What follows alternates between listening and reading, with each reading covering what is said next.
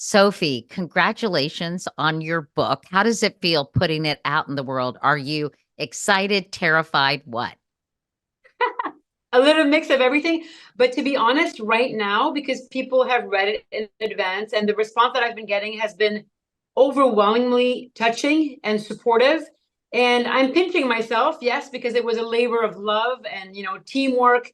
And it's not that yes, I'm proud of the content, but I really want this book to serve. I want people to be able to have the tools to better know themselves so they can navigate the fog of life that feels overwhelming, feeling more secure and more confident.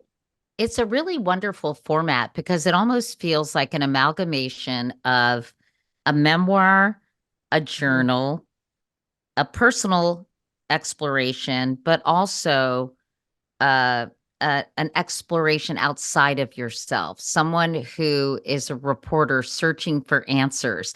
So tell me how you came upon this format, Sophie, and what you thought before you sort of dove into the writing process. I think I think the format kind of overtook me in a way. Although I'm a type A, so organizer. Things have to be in categories when I'm working, and my desk had to be clean and all that. But for me, the book was kind of like a labor of love where I only know, now at 49, that we can only teach by experience. Therefore, I could include my story and have a sense of integrity, of congruence, that people understand that if I expose myself and my vulnerability, that they feel safe enough to do the same. And then I've had the privilege in a way and the chance throughout my 20 years of advocacy for mental health and my ambassadorship working with different kinds of organizations on a volunteer basis really was to bring together experts and have access to science, to knowledge. And I'm super curious. I'm an eternal student. I'm never going to stop, eating up what I'm passionate about. And I told myself, I have access to all of this. I'm learning on my own path. But what's the point if I don't share it with other people? And because I do what I do, I see people are suffering. I see that people are anxious, they're depleted, they're trying to reach, make ends meet. And there's a neurobiological imperative behind all of that. So I wanted the science and the best experts in their industries and fields and domains to be able to really make it accessible for everybody, whether you're a teenager or, a young adult or somebody who's aging, that it's all accessible to everybody. And I think that that's working out well as of now with the comments that I'm getting. So I just can't wait to get more comments on the people who will be reading it and families. It's so important. Meredith, who produced this segment for me, was talking about the format and the conversational, the dialogue that you capture in the pages of this book, which she said made it feel much more, readable and understandable than maybe an essay written by an expert, that it really Yeah. lent itself to accessibility. And I think when people see someone else learning, they're much Mm. more likely to take the journey with that person. When I did a documentary about our changing notion of gender identity, I sort of brought people along with me as I asked questions and channeled what I thought they would ask. And I think you use the same technique in your book, didn't you? Mhm. For me, I mean, yes, you're right that it is a technique, but that's not how I used it. I didn't think in my mind, oh, I'm going to use this technique. What I wanted was to have a conversation with the people and the peacemakers that I love to call scientists who are trying to better understand how our brains work, how our bodies work, and why we have the personality that we do. So I wanted it to be conversational. And in conversation, there's no real protocol. There's no, titles are not important. It's just you to me. When I think of the people, I don't think of other people. I think of me. So and them and us together. So I try to really be in that conversation, immerse myself in that conversation, keeps things straightforward, authentic, and simple, and to make it accessible for everybody. And I think that right now I've had grandparents, parents, teenagers read it, and I'm so touched, especially by youth, because sometimes we think, oh, they won't have the maturity to understand, or it's so untrue. Our young people are so ready to receive resting wisdom because they're so overpowered and overwhelmed by information that I just really hope that more young people as well will be exposed to this kind of content. Why do you think this is the right book at the right time? Because it does feel like the world is chaotic, people are overwhelmed, and there are just a lot of people who I think are feeling somewhat lost. And I'm wondering, if do we know about it more because of social media, because our easy access to information, or does this feel for you, Sophie, like a particularly fraught time, not only in America, but in Canada and in so many places around the world? And maybe it's because we're witnessing such enormous change. Such enormous change. Well said, Katie, in such a short period of time. The telephone and the flip phone, and then the reverse screen and selfie. It changed our brain. It changed our kids' brains.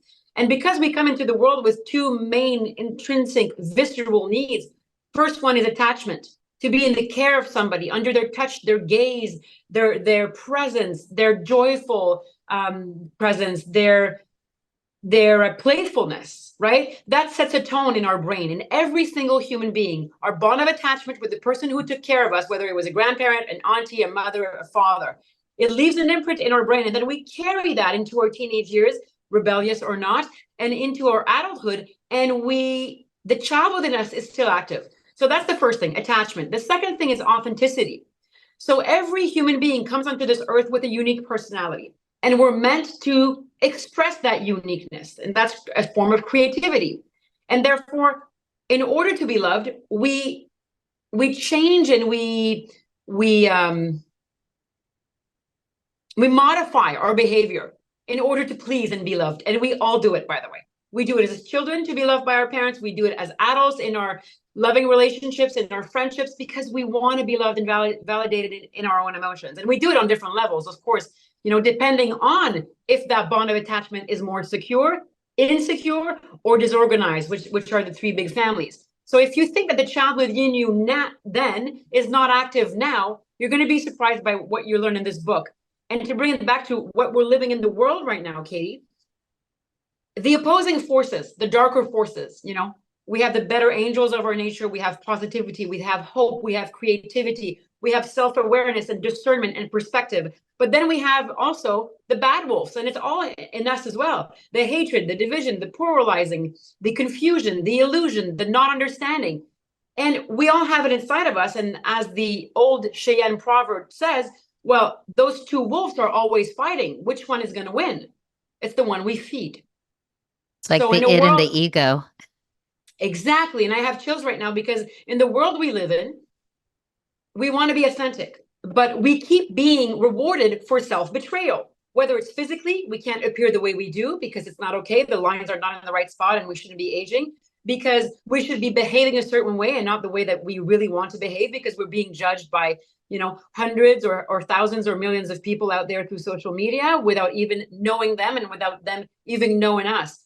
So the connection that we're supposed to have naturally face to face, the securing presence, is really fragmented and is really eroded. And that is making us suffer physically and mentally. So we're not surprised to learn that during the pandemic, eating disorders were up the rise, depression was up the rise, anxiety was up the rise. And again, there's a neurobiological imperative behind all of it.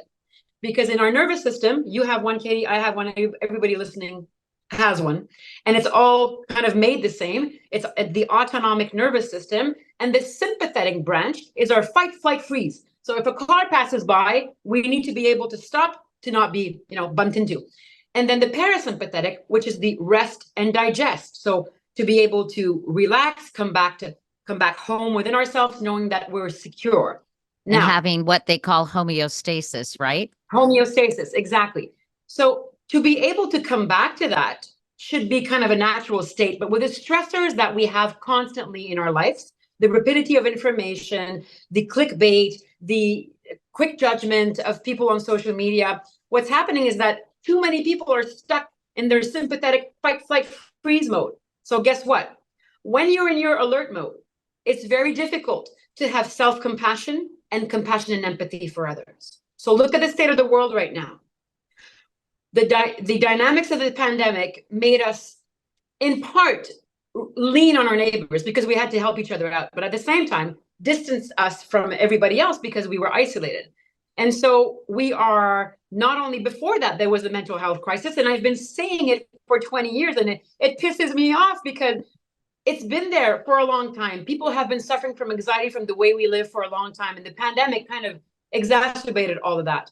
So the lesson to be learned here is one of hope, because not only can we rewire our brains, and can we regulate our own nervous systems, but there's a lot of education to be done there. It's not as complicated as we think. So in this book, Closer Together, I want to make sure that the exercises, the techniques that the experts talk about, and the micro habits, the baby steps, they don't have to be huge leaps for you to transform your life, because the brain is getting it.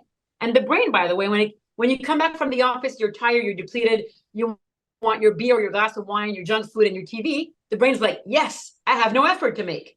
But as the expert Laurie Santos says in my book, we are in the own way of our happiness because the brain isn't helping us. It just wants to be there on the couch. We have to say, wait a second, let me live more consciously. Let me take care of myself, and let me know deeply that I am worthy of rest. But we live in a society where we don't even think that we are worthy of rest. But rest is how the mind and the body make sense of life. So think about this on a global scale.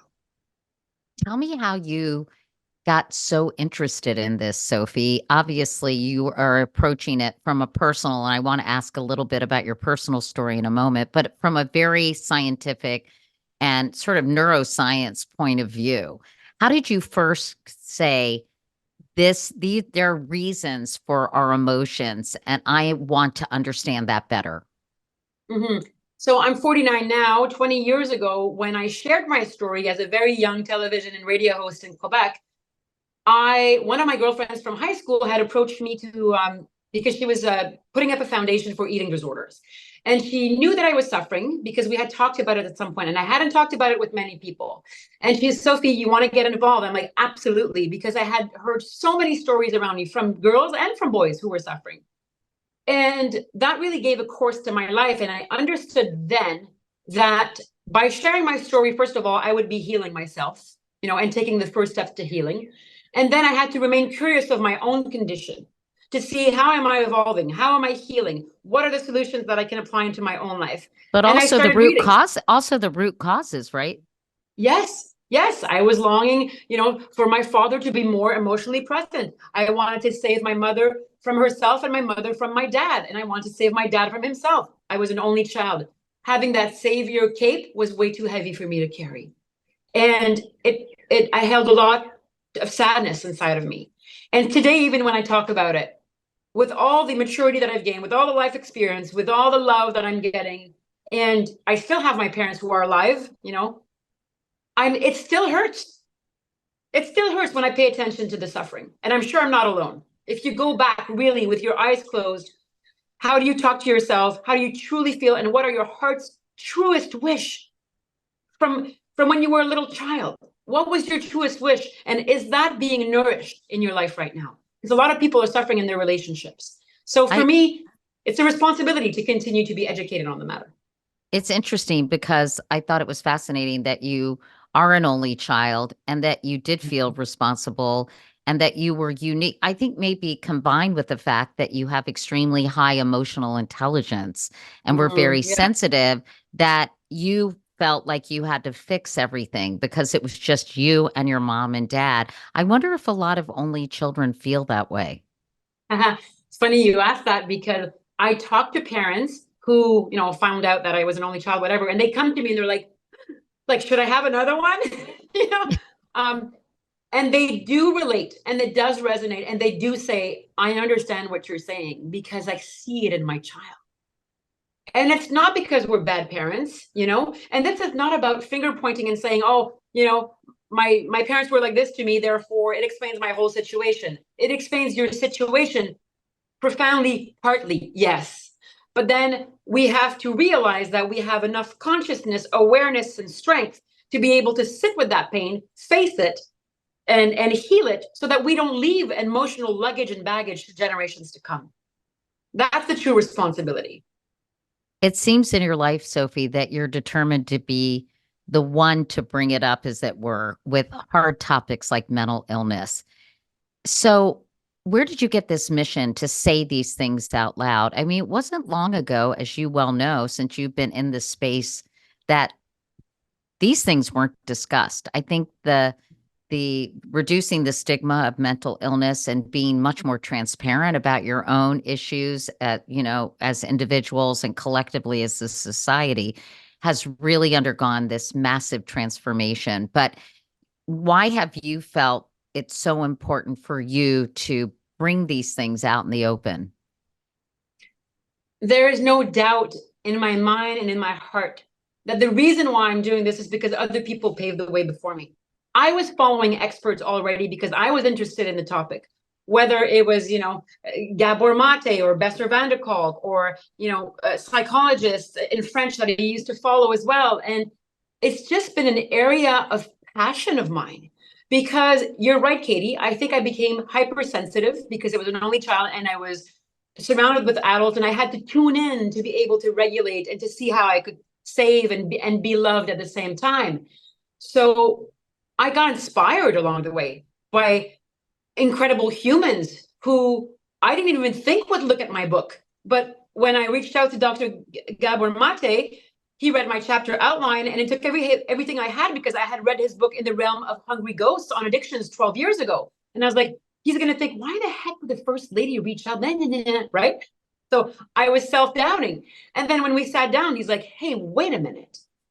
You've got something here. And I see your energy. And I think people cut through the BS. I don't have any. So it's a natural way for me to interact with people and to serve. It's not, yes, it's a value-based mission, but I don't make it theoretical like that in my mind. I just feel that I have clarity on how I can give to the world. And that for me is a gift. That's a blessing that I have to cherish. You just spoke of a Dr. Gabor Mate, and he talks a lot about hardwiring. And for our listeners who haven't read the book yet or just want to have an understanding before they do, what exactly are you talking about in terms of hardwiring? Because I think Okay. a lot of people will be interested in that. I love that question, and it's super important. So let me make it simple. So we've been sharing the same brain for 200,000 years, all right? It hasn't really changed. Now imagine the brain as a hard disk of a computer, okay? So we share that hard disk. Now the programming going into that hard disk is different depending on your early bond of attachment, how you were taken care of from 0 to 3, and your life experience. So we call it epigenetics, how the environment can affect your brain and even, the strain of Your DNA through cells. generation. Yeah. Exactly. It's fascinating. And then we learn how what we bring our attention to, what we consume, how we sleep, who we hang out with, what we put in our bodies as food, how we interact with ourselves and others. That's the fabric of our lives. And that is our mental health. You don't have to suffer from a mental illness to be on the kind of big circle or spectrum of mental health. And we're all one trauma away from each other. And I remember discussing this with Dr. Mate that, it takes only a series of chronic little traumas or a huge trauma that you've been through to change your brain, to change the way you perceive yourself, especially if you don't talk about it, and to change the way you interact with the world. But here's the secret. Trauma isn't just what happened to you that was bad. Trauma is also what should have happened that did not take place. And most people are not really aware of that. They long for something in their relationship. They feel that a piece is missing somewhere, like we're undernourished or we're getting emotional breadcrumbs and we want more. Well, that is the child who's still longing for something. And, we do have to be careful to not see this as a childish thing. It is not. To be able to be aware and cognizant and conscious of our emotional patterns is a sign of emotional maturity and emotional leadership. So imagine what kind of leaders we would have all through schools, organizations, companies, governments, name Countries. it. Yeah. Countries. If people were better regulated and knew how to understand their emotions. In the book, I talk with David Livingstone Smith, who's an expert on dehumanization. And he explains how hatred is really a deep longing for connection. So it is clear that all these people who are committing atrocities probably have deep trauma and attachment, traumas. Disorder, And right? Or and yes, what you said, which I think is so brilliant. It's the lack of something. It's not something horrific that happened to you. It's something good that never happened to you. yes, or it's both, or it's one. But the lesson here is that we should not compare each other's suffering. You could live in a castle with all the most expensive cars if that was your dream, and you have all your objects that are surrounding you. It's not my dream, but maybe it's your dream. Not yours, Katie, but some Yeah. people like to accumulate wealth, but you're profoundly unhappy and you feel insecure because on Abraham Maslow's pyramid, that triangle that says which basic needs are the most important in every human being, having a roof over your head, having food on the table to nourish yourself, and safety. So here we go. If safety is not there, game over for everything else. So you And can what have does everything you safety want. and safety means a lot of different things, right, Sophie? So safety is not just the absence of threat, it is the presence of connection. That's safety. So again, either you're being traumatized by, the saber-toothed tiger telling your brain to whoop whoop ring the bell, or you're longing for presence that you're just not getting, and you feel empty and you feel disconnected, because we need human connection to feel safe, healthy human connection. I know that you talk a lot about the vagus nerve. I actually interviewed a doctor about the vagus nerve and I found it fascinating. I was like, where have I been? Why don't I know about this vagus nerve that has such Right. a powerful impact and that can be actually, what is the right word? Moderated or Yeah. stimulated, or Yeah. things can be done to it. So help us understand the vagus nerve because I know you spend a lot of time talking about it. Yes. Do you remember who you interviewed? Which doctor it was? I'm curious to see if somebody that I talked to. He's from Northwell Health. I'll look it up and I'll send you Yeah, the tell me. Q&A. I'll send you the Q&A I sent to him because it was just I know a fair amount about science and medicine just having done so much cancer advocacy work. I had to Right. learn a lot of this and I was like I don't know much about the vagus nerve and there's even something you can get that stimulates it and I don't know. I have this sort of a very base understanding. So why don't you help Okay. everyone listening understand what this is all about? Yeah, with pleasure. And by the way, like, I don't have everything figured out, and I learned more about the vagus nerve while writing this book. So it's okay if you just came to this information. So let's make it simple. So the vagus nerve, everybody has one. Every single human being on this planet has a vagus nerve, and it's the longest cranial nerve in your body. So it really like flows from the brain stem down into your throat, down into your chest, down into your abdominal wall, into your, not into, but around your reproductive organs and in the bottom of the pelvis. So there are two main roles of the vagus nerve is to communicate from brain to organs and organs to brain.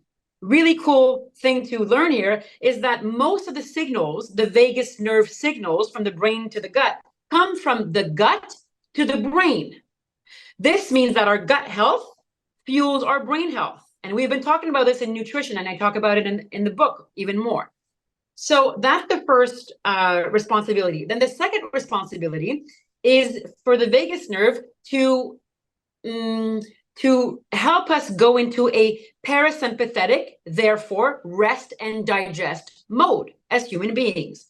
So when we tone the vagus nerve, we call it vagal tone. There is a ventral part to the vagus nerve, which is above the diaphragm, which is kind of like where your ribs are. And then there's the dorsal part, which is under the diaphragm. And the ventral and dorsal communicate together. And it's a nice dance. It's a titration. But here's the thing. When you're constantly stuck in your stress, anxious, depleted, fatigued, insomniac state, overwhelmed, then the vagus nerve is like, what is going on? How do I regulate this? They are simple exercises that we can do to regulate the vagus nerve. And I teach them in yoga classes, in yoga nidra classes. I teach them in meditation classes because they're so simple. And a student can do them before a test exam. You can do it before you present, something to a boss in a company. You can do it because the kids are driving you crazy and you need 5 minutes when you're locked into your bathroom to be able to do it. They're easy, and they all have to do with breath. Let's remind ourselves here this one universal truth. We come into life inhaling, we come out of life exhaling most of the time. Yes. So the breath is the little conductor between the body and the soul. And the breath makes sense. It's the only autonomic function of the body. So something that happens by itself that we can actually, as humans, intervene on. It's the only function. So when we intervene on the vagus nerve, we intervene on everything because the vagus nerve is responsible for breathing, salivation, pupil dilatation, heartbeat, digestion. So when we intervene on the vagus nerve, we can intervene on all these bodily functions, which is quite extraordinary, to be honest, because it's not sorcery and it's quite simple to integrate in our lives. It's the little nerve that could, right? It's like amazing. And I know vagus is the Latin word for wandering. Yes, because it goes everywhere into the body. Like it has little veins everywhere, little networks of veins, And doesn't it also, Sophie, have something to do with inflammation? Because I was talking to this doctor and he was saying this older gentleman who wanted to play tennis, but he was just really, his joints were too sore. Something, he was having muscle issues. He did some kind of regulation of the vagus nerve, sorry. He did some regulation of the vagus nerve, and it was like suddenly the inflammation was gone. Do you know much about that? So what I do know, which is fascinating, I'm trying to research it more by reading. So Dr. Gabor Mate wrote a book called When the Body Says No. And he has been researching the relationship between the psychological, the mind, the brain, and our immune system. So if the vagus nerve is responsible for our regulation, our stress response, and our relaxation, okay? What is the role of our emotional system? Okay, so the role of our emotional system is to push away what is hurtful or harmful and to keep what is healthy and nourishing. Okay, so even a baby will do that. They can't even feel the deep hatred because they have to have this survival instinct of, no, I am loved. There's no way that I can survive without it. So what is the role of the immune system? It's the same thing. It pushes away what is harmful and keeps, bacteria-wise, for example, what is nourishing. So what he found is that so many women, and you're not going to be surprised by this, who are the nucleus of the family, who are holding the emotional of their family, emotional loads of their family, who are putting their needs first before everybody else's because they don't have enough help and support, and the structures in our society don't support that as well. They are most likely to suffer from many chronic immune diseases. So there is a link, there is a holistic approach now in modern medicine where they are proving that there is a link between our immunity and our psychology, which is, I find, absolutely fascinating. That is fascinating. And isn't it crazy? I remember interviewing, I think his name was Herbert Benson from Harvard when I was on the Today Show, and he wrote a book called The MindBody Connection. Yeah. And he, it was when my husband had been diagnosed with cancer, and he spent a little time with me, helping me deal with the stress that I was under, which was obviously unbelievable. But, back then, so this was in the late 90s, it was pretty radical to be talking about the mind-body connection. Why do you think it took scientists, the medical community, the psychological community or psychiatric community, why did it take so long for people to understand how these things were so intertwined? I'm not sure I have the answer as to why. And by the way, Sophie, sorry to interrupt you, but I was thinking, I think in a lot of ancient religions and ancient practices and rituals, this was accepted. You know, if you think about yoga, if you think about all kinds Yes. of holistic practices and, um, you know, rituals from all over the world, I think this was accepted. But at least for modern medicine, it took forever for it to be an acceptable area to even study.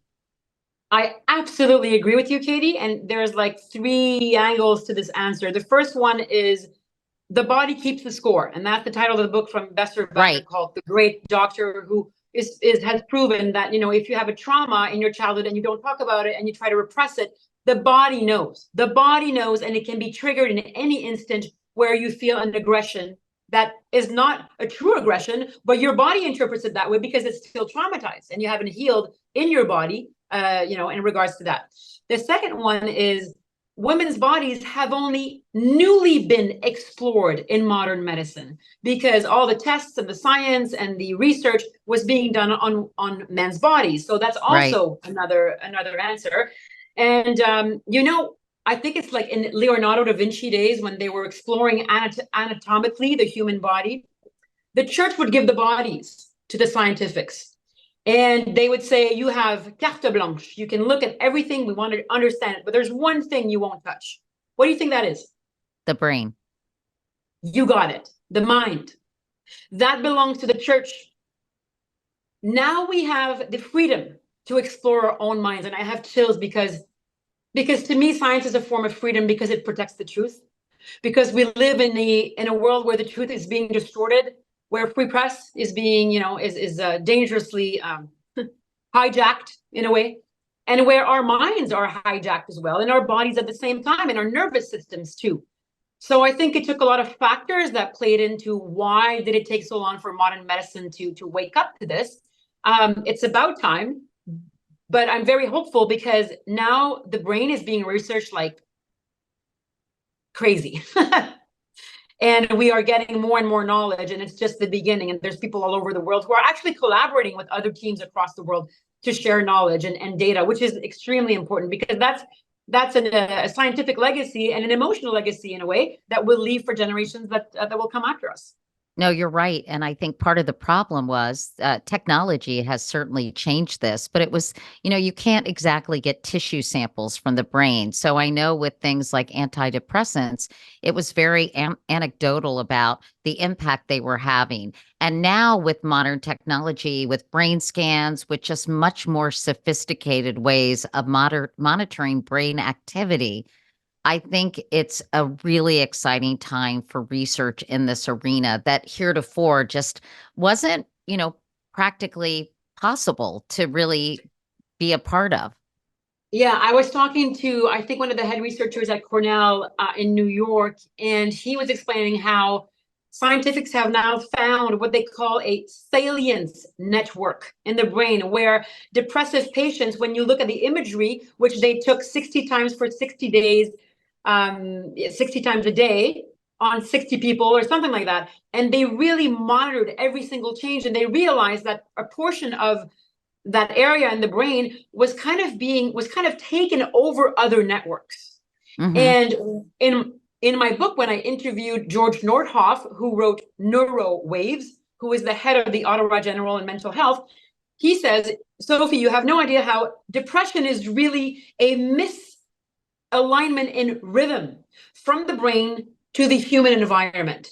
So depressed people will have much slower brain waves. They feel like life is passing them by and everything is slower and they can't get out of bed and everything becomes heavy. And it's a lack of synchrony between the brain and the environment.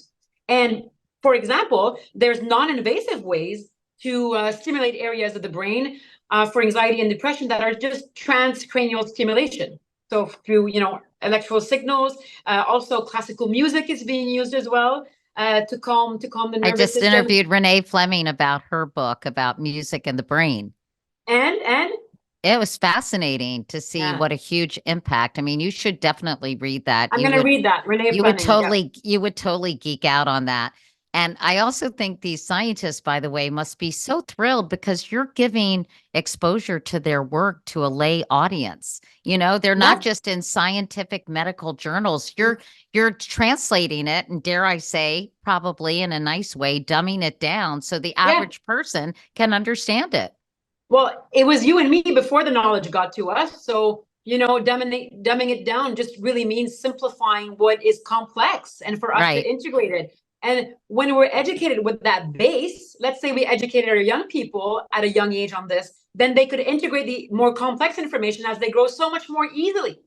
So one of the biggest worries that I have now is if when you're looking at the research and how we use our telephones and how we're constantly on screens and constantly distracted and looking for the next dopamine high, the relaxing hormones become boring, and our Right. teenagers And you are need in more, there. your threshold for stimulation gets higher and higher. That's it. That's it. So it's very hard to get them to meditate or to slow down or to be in contact with nature. But the problem is, and the hope is at the same place, is that because we're actually impairing the brain development of the child from around 6 years old, it's kind of a experience expectant period where the brain of the child is expecting experience because the child wants to be independent, wants to take low risks at low costs, falling over, scrunching a knee, falling down the tree. It's okay. I can get back up. I'll be okay. I can continue with my day. When we take that away from young people and children, how do they actually test their physical and psychological limits if they're not in contact with nature, if they're not testing those limits at a low cost, low risk? Because when they come into adulthood and it's higher cost, higher risk, there's no resilience and the brain hasn't learned how to cope with it. So You're also basically, this is the conversation I had with Jonathan Haidt about his yeah, book, The I know. Anxious Yeah. Generation, which Yes. obviously is a lot about this, constant attention grabbing device that everyone has in their hands and never looks up from. So he had a long conversation. I'm sure you're going to read that book too. Yeah, for sure. I'm going to read it. I've been looking at his work and he's part of it is really fascinating. The other thing, you made me think of something. Oh, yeah, is that add to that the fact that in our society, when we look at, the Andrew Tate movements and, all those kind of men who are kind of triggering the fear in other men and the pride and to feel a sense of community, but in all the wrong ways, what's happening is that we're allowing men to exude only two emotions: lust, rage. So when we do that, not only are we insulting men's intelligence, but we're narrowing the concept of what it means to be a man. And it is having repercussions in every family, in every home, in every society, and across this planet. So our structures, for example, parental leave is extremely important. So dads can actually have an active role in what it means to hold a household together and to hold the emotional load of the family and the children as well. It's so much to carry by ourselves. And no kidding that women are depleted, overwhelmed, and not sleeping. And insomnia and sleep disturbances are an epidemic in themselves as well. I can't wait for people to read your book because I think it is going to be so helpful in this stressed out world that we're living in. But I don't want to end this conversation without asking you how you're doing. I feel like we're kindred spirits in some ways because we Yep. both experience being somewhat, you much more so than I, Sophie, but public figures. Mm. And I know that you have written about that in your book. You were very candid about what it was like to be the de facto first lady and what comes with that. And I'm curious how your time in the public eye has affected your emotional well-being and your sense of self, if it was a struggle, and how you were able to move on from that. So I've heard you call, the political system or the public personality sphere as the piñata, like people, just banging without even knowing. And yeah, that is a reality. And I have much more compassion and empathy for young families who are trying to raise kids in this kind of environment because it's getting more violent, more cruel, more polarizing, and more divisive.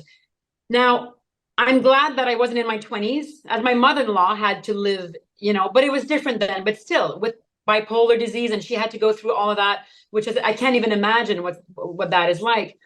I see it as a gift in disguise because it allowed me to dig so deep into who I am and who I was and who I'm becoming as well, which is a work in progress.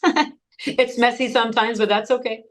I also never lived thinking, oh, I'm the first lady, and oh, this man that I love is the prime minister. No, I've met enough kings, queens, people with incredible titles and accomplishments, and people who have none. And I know for a fact that we're all the freaking same, and that we have the same, sense of and longing to be loved and validated for who we are, and to express our true selves. And remember that safety is key. You might be surrounded by everything you need in your life and crowns and whatever you want to call them. But if you don't feel safe, it's game over. Your nervous system is in sympathetic mode, and it is what it is. So I think it provoked me. And on my yoga mat, what I can say is that there were lots and lots of tears, of confusion, of fog, of, drops of sweat, and trying to navigate my own inner world, thinking, who am I in all of this? And now I see it with deep gratitude. And I'm not perfect. I'm still trying to figure it out, but I'm still dedicated to my practice and to finding my center, so I can actually love myself, be more tender towards myself, be more compassionate, so I can offer it to human beings around me. That is my sense of mission in life. That is my sense of service. I'm not sure what else is there. For me, that's clear. And that's a gift. And to know yourself. And I think, that an unexamined mind is an unexamined life. And it shouldn't be a luxury to have the time to do so, which is in our days right now. But let's make it more accessible for everybody. I know that, and I'm sure everyone's asked you this, Sophie, so I'm sort of doing it out of the sense of obligation for people who say, why didn't you ask her about this? But I know it was announced that you and your husband, Justin Trudeau, who I've had the pleasure of meeting, separated last year. You handed this book in prior to that separation. And I'm curious how you're doing with that, because it's not a trauma necessarily. I guess it can be, but it's a massive life change. And that, I think that's a watershed moment in someone's life. I mean, there's several obviously throughout your life, but how is that how has that impacted the way you're re-examining who you are and serving other people in the process? So a couple of things here. I do believe that in some cases, separations or divorces can be traumatic for the adults and for the children. Oh, yes, And obviously. And I just think in your case, from you and I having a conversation, it yeah, doesn't sound as if it sounds like no. it's not doesn't fall in that category. But yes, for the record, of course, of course. Continue. And it does hurt. It hurts a lot. And it hurts deeply. Because in a way, we have these two words in our language. Marriage is success, separation and divorce is failure. But life happens in between. And we dramatize our relationships because we are insecure. We are afraid to be abandoned. We are afraid to be alone as human beings. It is not in our nature to be alone and just living alone. Some have done it, but it's not in our global human nature. I have a very open conversation, open communication relationship with my kids and with Justin. We are still bound by love and respect and smiles and tears. And we're still trying to figure it out. And it's not perfect. But when you keep things honest, Michael J. Fox said, we're only as sick as our secrets. Be careful with the secrets that you hold. Because when you sit with lies or betrayals or whatever your story is, and you sit with that and you keep it inside, it builds up, and it can become kind of like your monster to deal with every day. So when he said that, I was like, that's interesting. It kind of resonated with me. So I think that we should be careful in how we talk about relationships. And yes, when the unconscious conscious uncoupling expression came up, I think a lot of people kind of sighed, and we could find other ways of calling our relationships that doesn't have to be separation or divorce, but from a legal perspective and from protecting so many vulnerable mothers and women, the law is so important. But what I'm trying to say is that if we become better regulated, if we become less threatened by the difference of the other, which is what we're threatened with in conflict in our personal relationships 99% of the time. We think people interpret life the way we do, but that's not how it works out.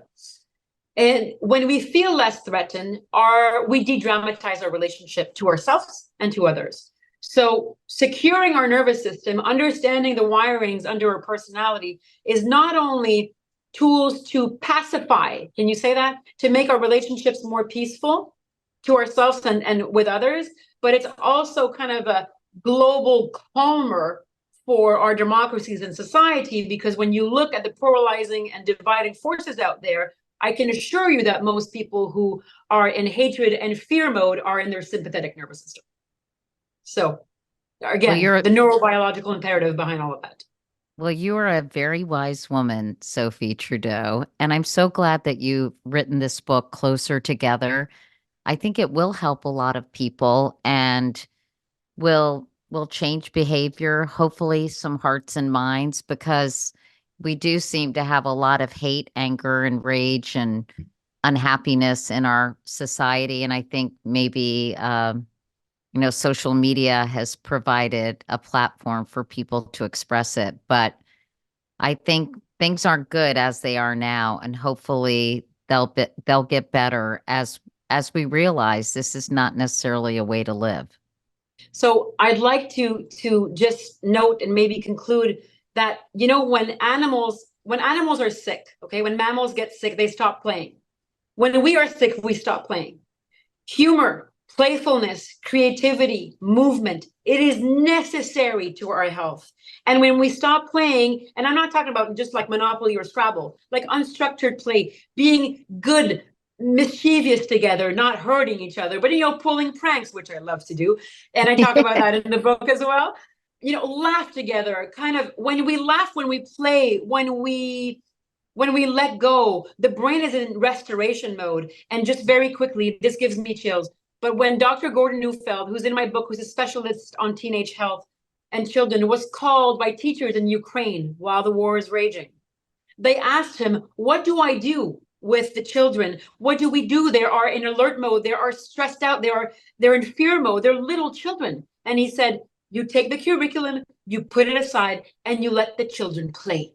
Let them play, because when those bombs are falling, their brain is still feeling that they're safe enough to live and to thrive. So if we can integrate that while there are injustices going around and taking place on this planet Earth into the micro habits that we can have in our relative peaceful lives, we can change. We can change our lives and we can change our environment. And let's never let the darker forces take over. No way. I'm never going to let that happen in my existence. That's for sure. I'm not either. And I know that. And I love you for it. Sophie, thank you so much. It's great to see you. Best of luck with the book and the book tour. And and I can't wait to see you in person soon, I hope.